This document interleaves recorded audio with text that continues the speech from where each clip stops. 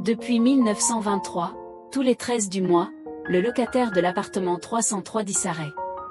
En 1989, un journaliste y passe la nuit. Il n'a jamais été revu. On a retrouvé un enregistrement. On entend sa voix, chuchotée, déformée, qui dit « Ils arrivent à minuit ». Cette histoire se déroule au 14 rue des Ombres, à Paris. Un immeuble en apparence tout à fait normal. Sauf l'appartement 303. Depuis 1923, une malédiction semble frapper ce lieu. Chaque 13e jour du mois, son locataire s'évapore, sans laisser de traces.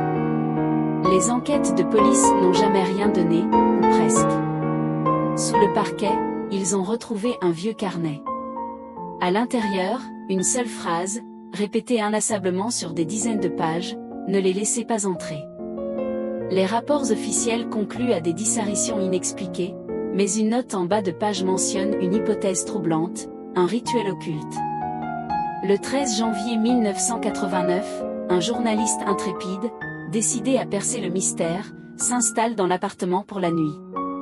Il dépose un magnétophone au centre de la pièce, espérant capturer une preuve. L'horloge tourne. Minuit. Soudain, des coups sont frappés à la porte. 3 coups, lents et puissants.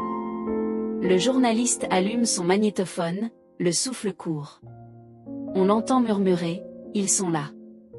Ne les laissez pas entrer. » Le lendemain matin, la police trouve l'appartement vide. Le journaliste a disparu. Seul le magnétophone est resté, témoin silencieux de sa dernière nuit. Mais d'où vient cette malédiction ?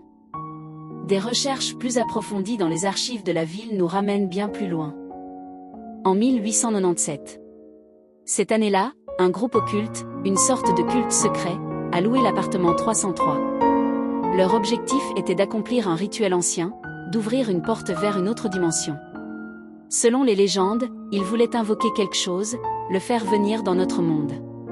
Le rituel a fonctionné, mais pas comme ils l'avaient prévu. Ils ont bien ouvert une porte, mais ils n'ont jamais réussi à la refermer. Quelque chose est passé. Et quelque chose est resté.